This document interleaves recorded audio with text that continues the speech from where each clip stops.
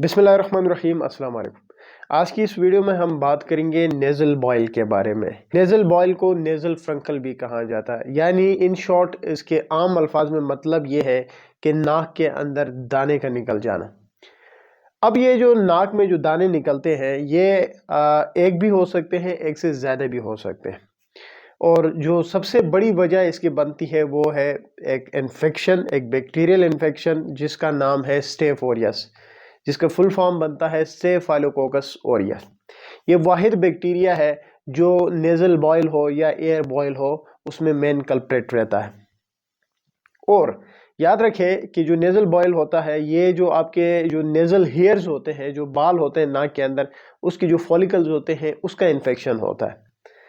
अब pre disposing factors की अगर बात की जाए कि कौन कौन से जो है वो चीज़ें हो सकती है जिसकी वजह से नेजल बॉयल हो सकता है, तो सबसे पहली है डायबिटीज़। मतलब जो डायबिटिक पेशेंट्स होते हैं उनमें चाहे कान में दाने का निकलना हो या नाक में दाने का निकलना हो, वो कॉमन होता है, वो क्योंकि वो प्रोन टू इन्फेक्शन होते हैं तो उसमें बहुत ज़्यादा निकलते हैं। दूसरी वजह बनती है जो नेजल पिकिंग। बाज़ लोगों को ये हैबिट बन चुकी होती है कि बार बार जो है वो नाक की जो हेयर्स होते हैं, नाक में जो बाल होते हैं, वो उनको जो है वो ऊंचे से या हाथ से जो है उनकी पिकिंग कर रहे होते हैं, तो ये भी दूसरी बहुत बड़ी वजह है। तीसरी है स्क्रैचिंग, बार बार नाक का खुजाना जो है ये भी एक बहुत बड़ी वजह है नेजल बॉयल की। तो ये कुछ एक कॉमन वजूहात है जो कि हर बंदे को पता होते हैं। क्या अलामात होते हैं? तो अलामात जाहिर सी बात है, नाक के अंदर दाना निकल आएगा, स्वेलिंग होगी, सूजन होगी, वहाँ पे पेन होगा, शदीद किस्म का पेन हो जाता है। और समटाइम इस नेज़ल बॉयल की वजह से बुखार होता है, फिर सर में दर्द लगने लगता है और जो है वो ज़ुकाम भी लगता है। ये कुछ एक आम प्रेजेंटेशन है, जब भी नाक में जो है वो बॉयल निकलता है तो वो सबको पता चल जाता है। कैसे इलाज किया जाता है? तो शुरू में ही मैंने एक बात की थी कि जो नेज़ल बॉयल है उस का जो मेन वजह है वो है bacteria, bacterial infection, that is staph aureus. तो जाहिर सी बात है, बैक्टीरियल इन्फेक्शन है तो आपने एंटीबायोटिक से इसको ट्रीट करना होगा। तो सबसे पहले जो ट्रीटमेंट ऑफ चॉइस होती है नेज़ल बॉयल या नेज़ल फ्रंकल में वो है एंटीबायोटिक्स।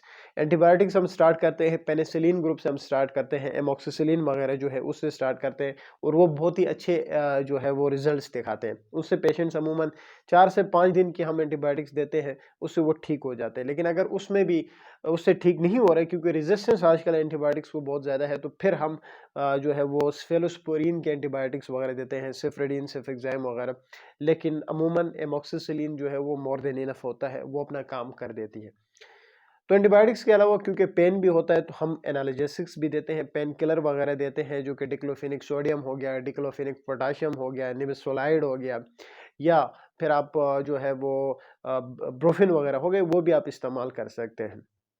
हाँ, टॉपिकल पेन किलर जो है वो भी दे सकते हो, जैसे कि लिग्नोकेन वगैरह जो है वो भी अच्छा काम करते हैं अगर दर्द से जल्दी निजात हासिल करना है तो। लेकिन बाज़ औक़ात इस तरह होता है कि ये सारे जो मेयर्स हैं वो करने के बाद भी जो है नेज़ल बॉयल ख़त्म नहीं होता, तो फिर जो है बेहतर ये है कि आप एक नाक कान गले का जो स्पेशलिस्ट डॉक्टर होता है, जिसको हम ईएनटी डॉक्टर कहते हैं, उसके पास जाना चाहे।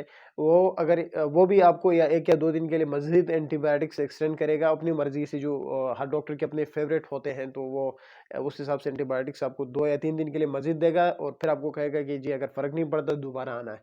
तो वो फिर दोबारा आने का मतलब ये होता है कि समझिए कि आपका वो इंसेशन एंड ड्रेनेज करना चाहता है, तो आखिरी ऑप्शन फिर वही इंसेशन एंड ड्रेनेज रहता है। एक और इम्पोर्टेंट बात ये याद रखनी है कि जो नेज़ल बॉयल है, नाक के अंदर जो बॉयल है, उसको आपने कभी भी स्क्वीज़ नहीं करना। हमारी कोशिश ये होती है कि जल्द से जल्द जो है वो पीप इसको से बाहर निकाला जाए इस बॉयल से, इस दाने से, तो जो है वो फिर पेन से भी रिलीफ मिलेगा और ये टॉर्चर से हम जो है वो फारिग हो जाएंगे।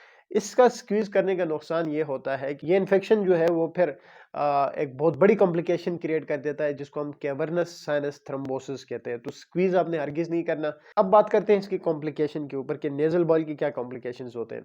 जैसे कि मैंने पहले ही बात की कि cavernous sinus thrombosis is the fatal complication of nasal boil. इससे जान भी चली जाती है।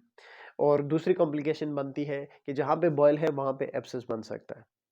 तो ये एक छोटी सी वीडियो थी जिसमें हमने सारी बातें की कि अगर किसी के नाक में कोई दाने निकल आते हैं, चाहे 1 निकलता है, 2 निकलता है, तो उसकी क्या वजह बन सकती है, क्या उसका इलाज है, और उसके अगर परमानेंटली इंसाइज्ड किया जाए या इसको स्क्वीज़ किया जाए तो उससे क्या कॉम्प्लिकेशंस डेवलप हो सकते हैं।